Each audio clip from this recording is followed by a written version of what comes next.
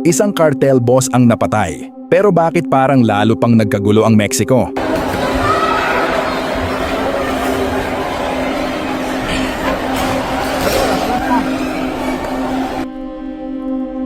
Y lo más importante en este momento pues es garantizar la paz y la seguridad de toda la población, de todo México.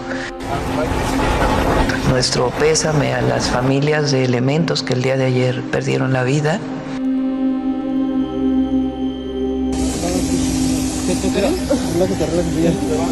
Y nuestro mayor reconocimiento. El pueblo de México debe sentirse muy orgulloso de nuestras Fuerzas Armadas y del gabinete de seguridad que tenemos.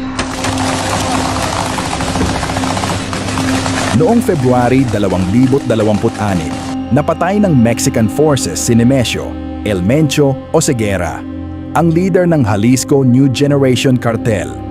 Pinche 20, a ver si muy verga, que topas con nosotros. Ahí tengo desamarrados los perros, culero. Y así, voy a andar patrullando. De tu puta madre.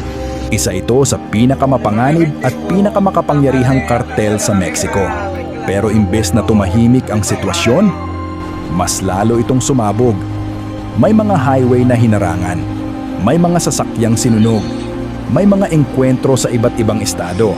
Nagpadala ng libu-libong sundalo ang gobyerno para kontrolin ang kaguluhan. Pero paano ba nagsimula ang lahat?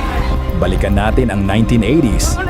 Nagsimulang lumakas ang drug trafficking sa Mexico. Kontrolado ng malalaking sindikato ang ruta papuntang US.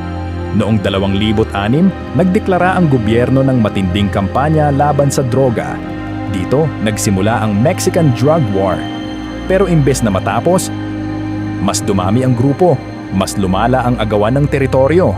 Kaya kahit bumagsak ang isang leader, hindi agad natatapos ang gera. Dahil sa likod nito, pera, kapangyarihan at dekada ng karahasan.